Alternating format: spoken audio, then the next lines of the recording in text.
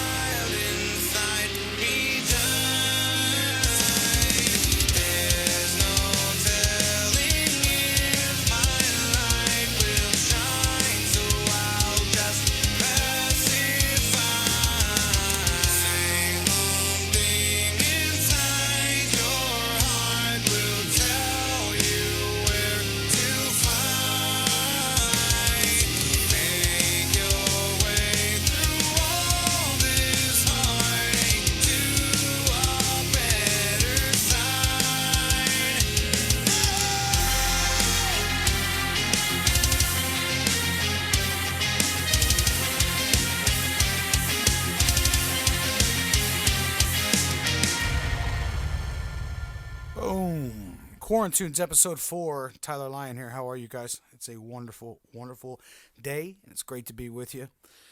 Welcome back. It is going to be a wonderful show. I've got lots of stuff coming up, slowing down a bit.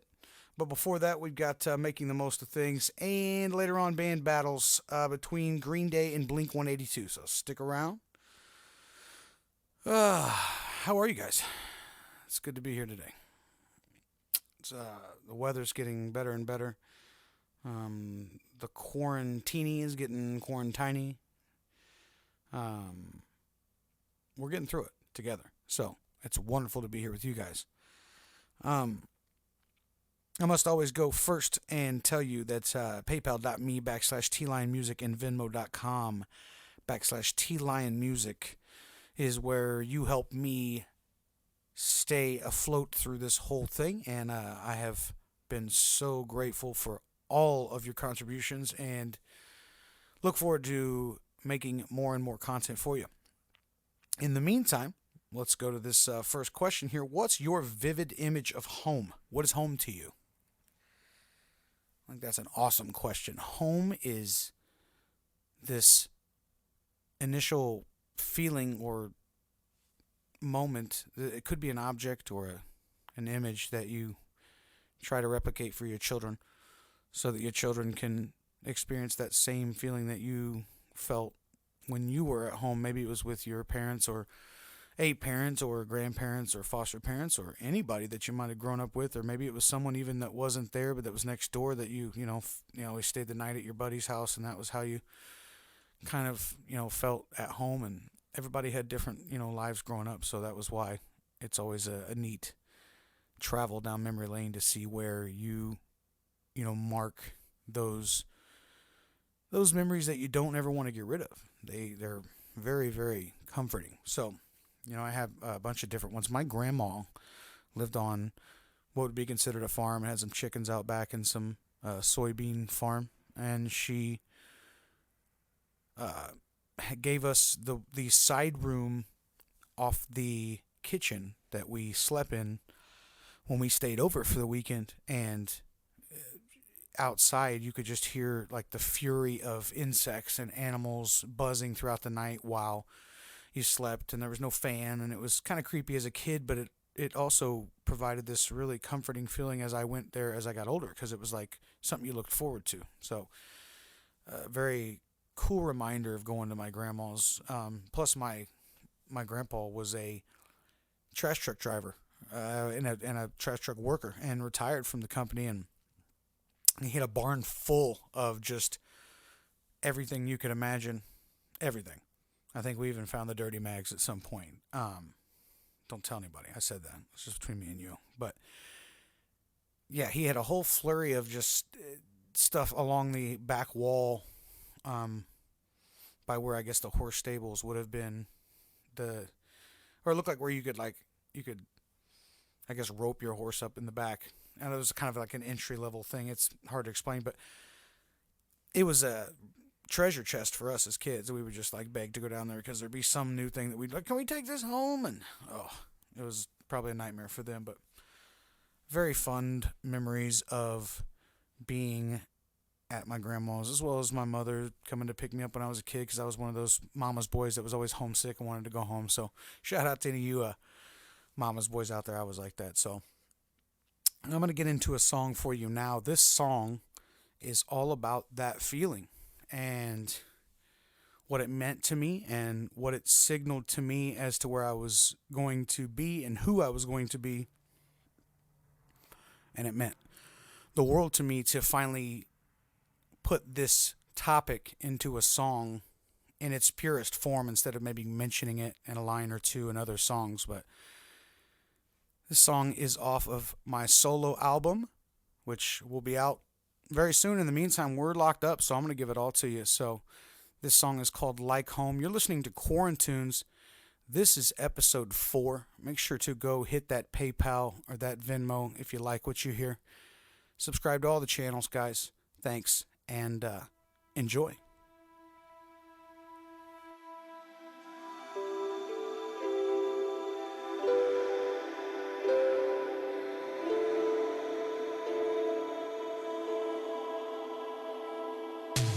I remember looking through those many blinds, waiting for her headlights. Yeah. Creeping out the door always after midnight. Never felt so good. Lord only knows where I would be if I had walked away. You never fall.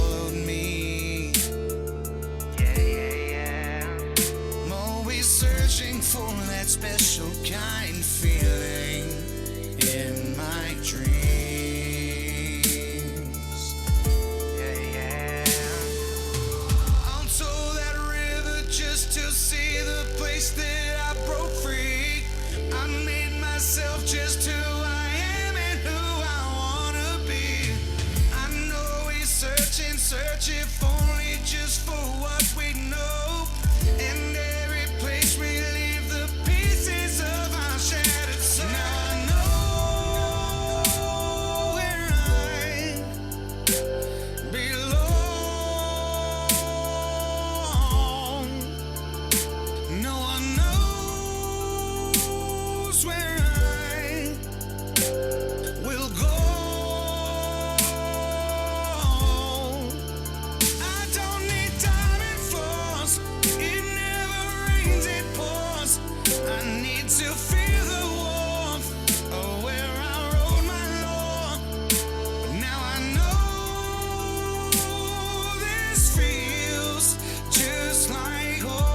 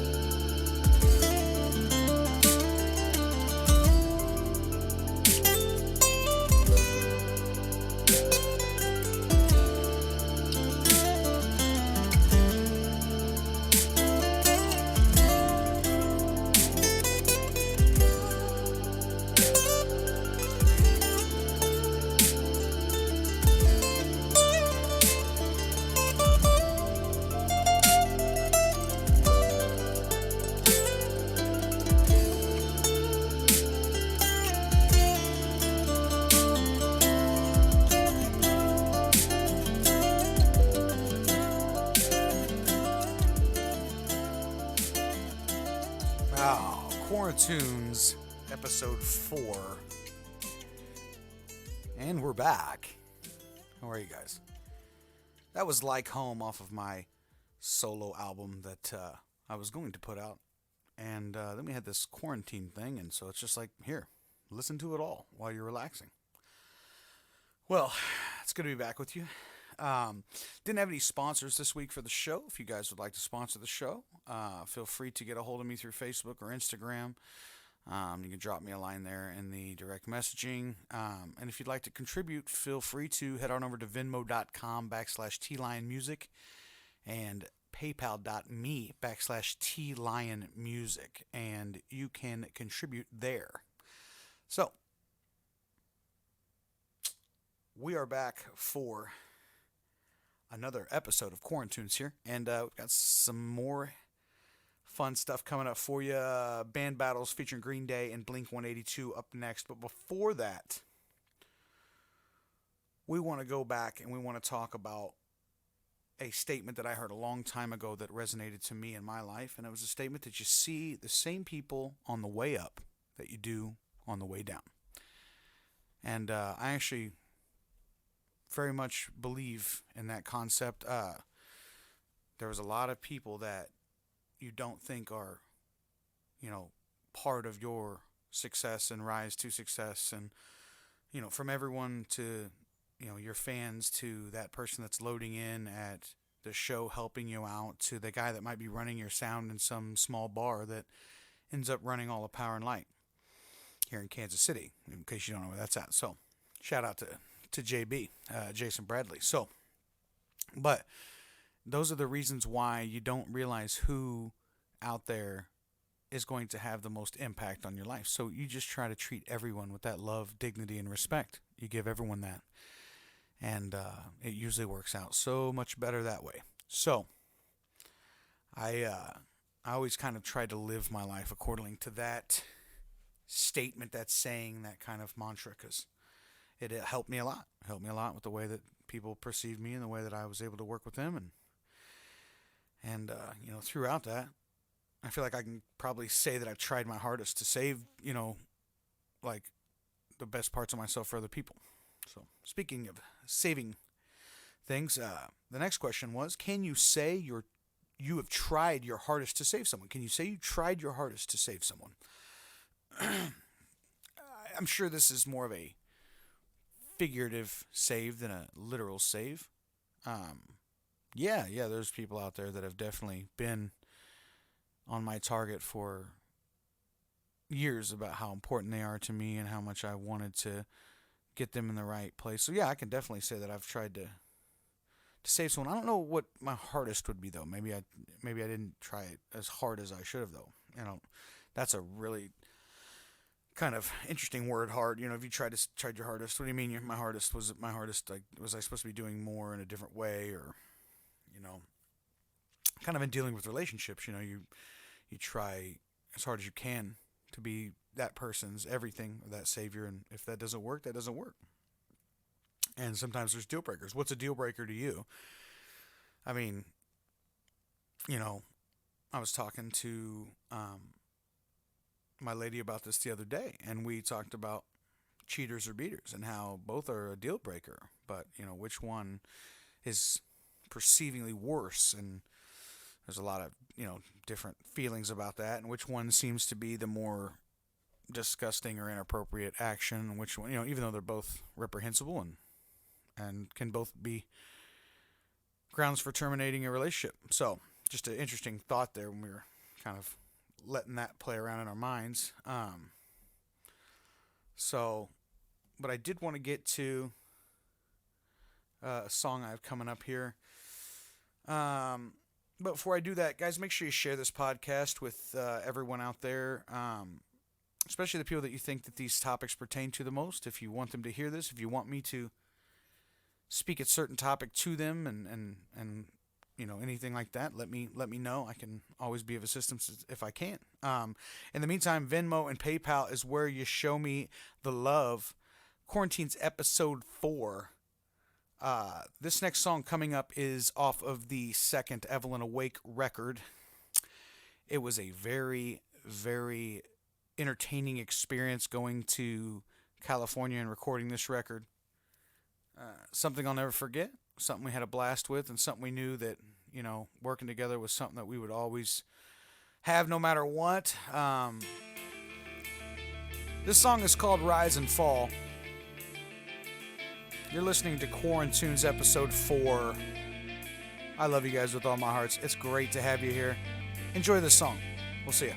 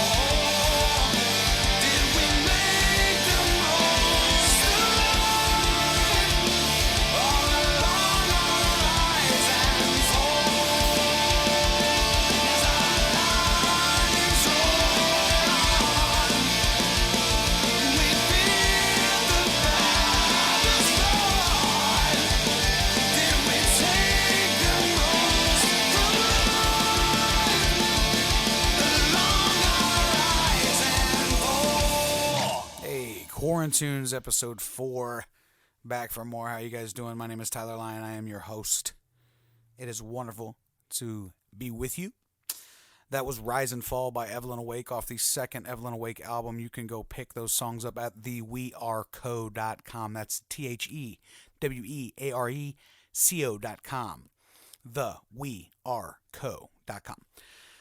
So, now that you've heard something like that, let's talk about something like this. The next song that we're going to do, I have quite a big segment here built for this next song. So I just kind of want to talk about the song a little bit before we get to it. I started working on this solo album a couple years ago and decided that from doing some of these pop songs that we were just kind of toying with, that I had an ability to kind of exist in this world. So we figured we'd jump down that rabbit hole and see what that was about. So we did that. And at first, we were trying to come up with kind of electronic type songs, and which is awesome and has been awesome.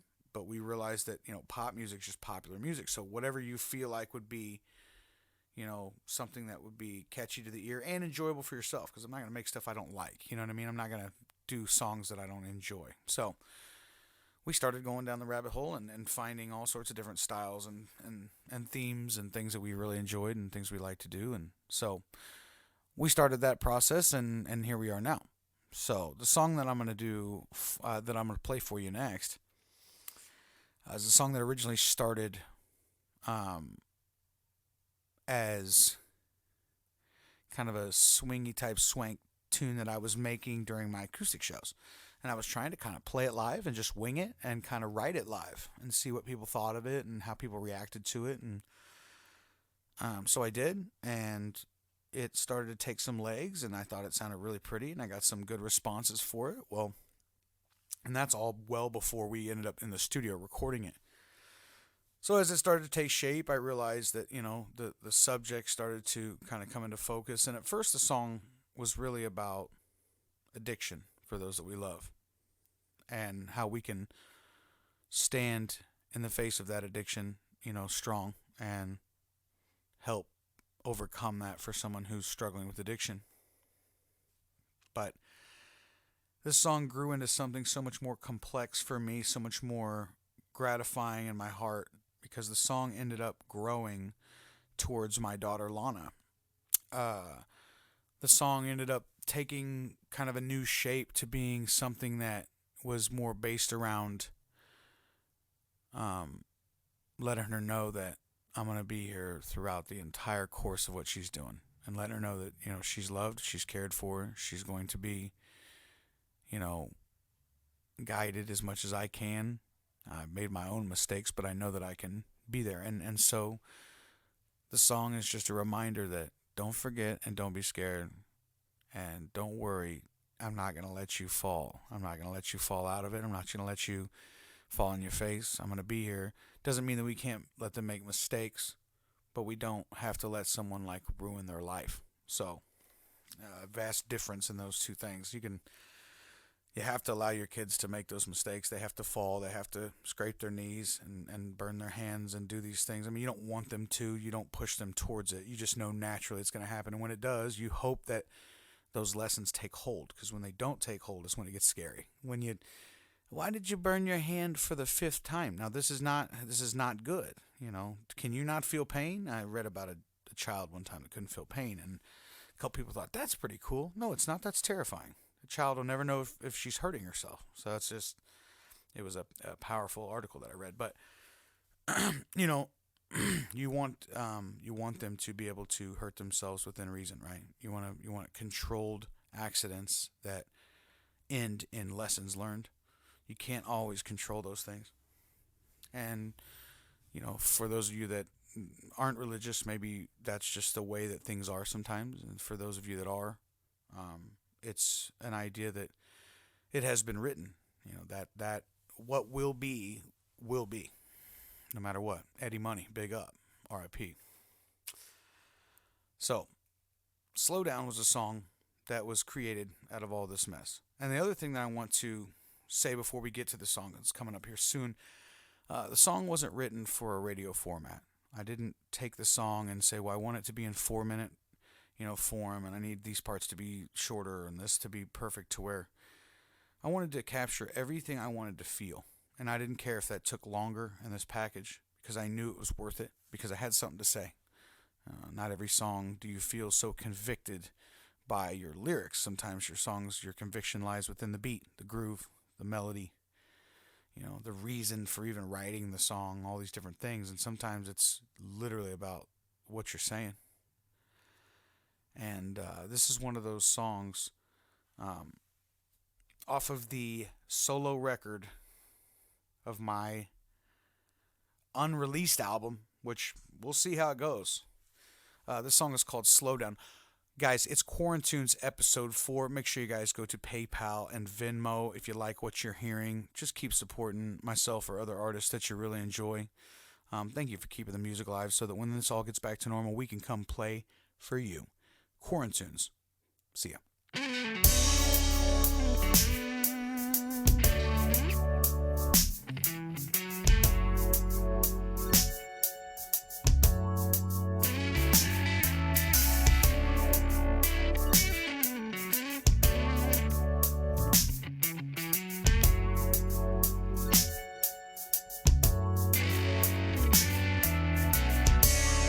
Welcome home, baby.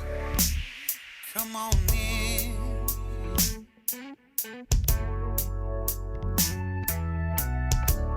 You're feeling warm. What kind of shape you in? So lie down beside me. Tell me that story, one you told before. About the times you've been trapped.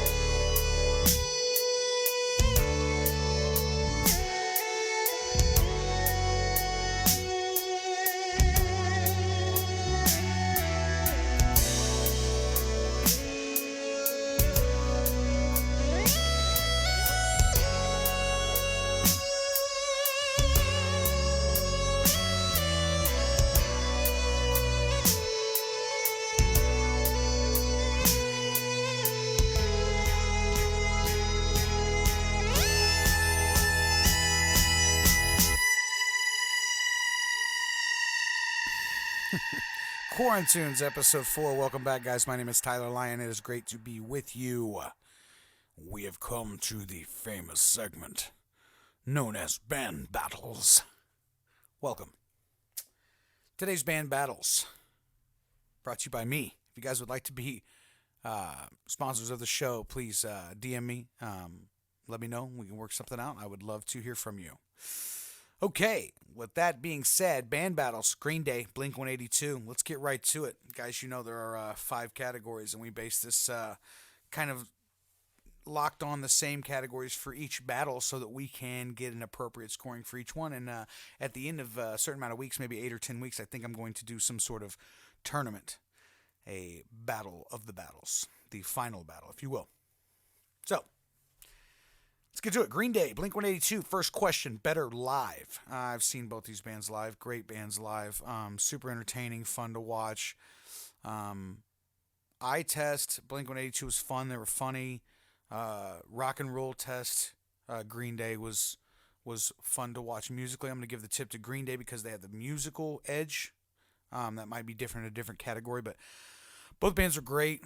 Travis Barker kept great tempo. I think Trey Cool kept better tempo. So just fun. You know, it's hard to compare greats. So, Green Day with the 1-0 lead. Good job, Green Day. You're in it. And we are on to a number 2, which is better member. I don't think this is a very hard question. I think this is a very easy question in the spectrum of who is in these bands. And I think that Travis Barker wins this going away.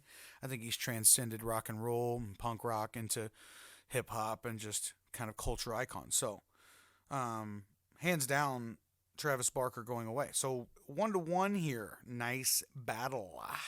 So, better song. Oh, I think that usually compare the two giants. I don't choose the songs. I let the song's history choose for me. You could argue some other tunes with these bands, but you have to go with All the Small Things of Basket Case, which are the 2 top tunes on their Spotify list. And Basket Case was a part of an album that I think went 8 times platinum early. Amazing. But I would give the nod to All the Small Things, being that the song they both have stuck around enough to where they still have a catchiness and you know them. I would just give the nod to All the Small Things just musically. It's a more fun song. Basket Case is definitely fun, but I would say All the Small Things is something that you can really get the crowd lit up with when you play it live. It's a crowd participatory song. So the nod goes to All the Small Things for Blink-182, which puts them at a 2-1 lead over Green Day. Can they even make a comeback? Can they get a little Patty Mahomes magic? Well, the next category, better singer. Now, this is fun because you have one singer who has exited a band. You had a band who was prior to I think their last 2 records, they were a 3-piece and now are a 4-piece. Some changes in both bands. I'm going to give the nod to Billy Joel from Green Day for this, and a couple of reasons why. I think that pretty much across the board, vocally, they're all about the same. I think that Mark from Blink has the most appealing of the 3 voices. However, I think that it's a little bit of a handicap with them having Tom and Mark writing some great songs, by the way, but it took 2 heads to get there as to where Billy Joel had to do that singularly. So we're going to give the nod to Billy Joel. He is singularly the best singer of the 2 bands, if you kind of see where I go with that. So, and here we are, back to 2-2. I swear it's not going to be like this every week. It's not going to be 2-2, but that also means that I feel like I'm picking bands that are on the same level, so I do want them to be relatively close. So, 2-2 here. And we are on to the X Factor. This part of the segment really kind of highlights something that I see from a band that I thought was really what set them apart to me from others in their genre.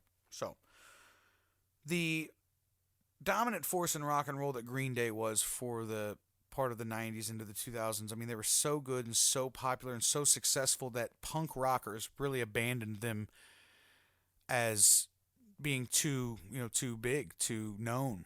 The hipster type of mentality of like, I don't want to know. They're too big. They've sold out. So how powerful do you have to be when people just jump off the train because there's just too many people that support you? So that was Green Day's mark. That's how dominant they were. And as much as that was an amazingly powerful force, you have these guys over here who and Blink-182 are cultural icons. And when Travis Barker being a part of that, they totally transcended outside of what their music was, and they became a statement themselves. Blink-182 was such a cool movement and had such a powerful, more of a positive type of mentality. I love Green Day. Green Day took a political turn. Blink kind of avoided those types of things. Not to say they don't have political views and values and that they're not found in some musics and lyrics and things like that, but the point is that their band as a whole wasn't really associated with that type of thing. So I think that they were more into just trying to traverse the path of just being a musician and keeping some of their personal feelings out of these things. So I think that I'm going to have to go. Those are two great X factors. I will have to go with the edge being to Blink-182. I think Blink's going to have to win this. And I think it's crazy because I think that at a certain point you might have found me saying that Green Day would have won this going away. And at this point in 2020 where I see the spectrum kind of widen and I see the pathway, kind of from A to B and where we're at on it. It looks like Blink-182 has, with Travis Barker's help, you've got a superstar there that has really put them in relevancy regardless of a band name. So you have a ton to be, appreciative of there.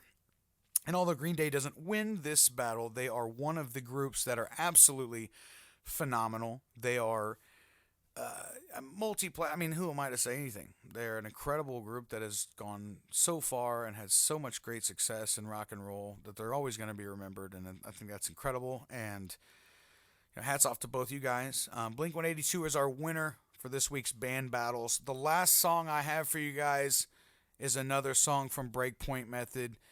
This song is kind of what encompasses this whole entire message for today.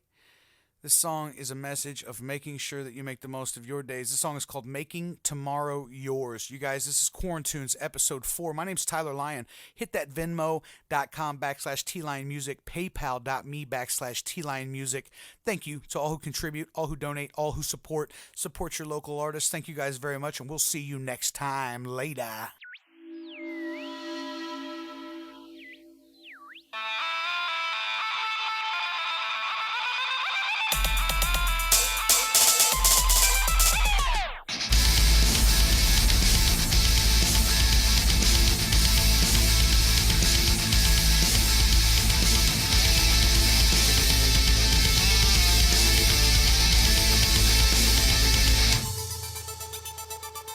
Sunsets mark the end of days when you find the dark space.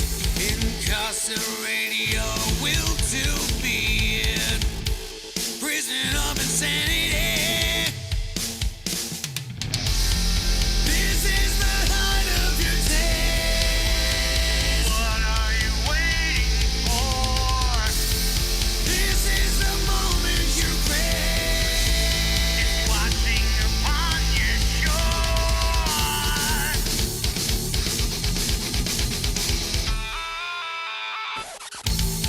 Will you make it through this maze, alive and unscathed, with all the stories that you told? I know your body, but where you soul? This is the height of your days. What are you waiting for? This is the moment you crave. It's watching upon your shore.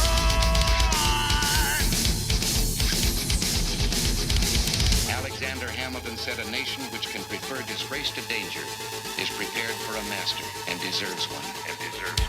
Voices pleading for peace at any price. Fight or surrender. Or as one commentator put it, he'd rather live on his knees than die on his feet. And therein lies the road to war. You and I do not believe that life is so dear and peace so sweet as to be purchased at the price of chains and slavery. Have the courage to say to our enemies, there is a price we will not pay. There is a point beyond which they must not advance. You and I have a rendezvous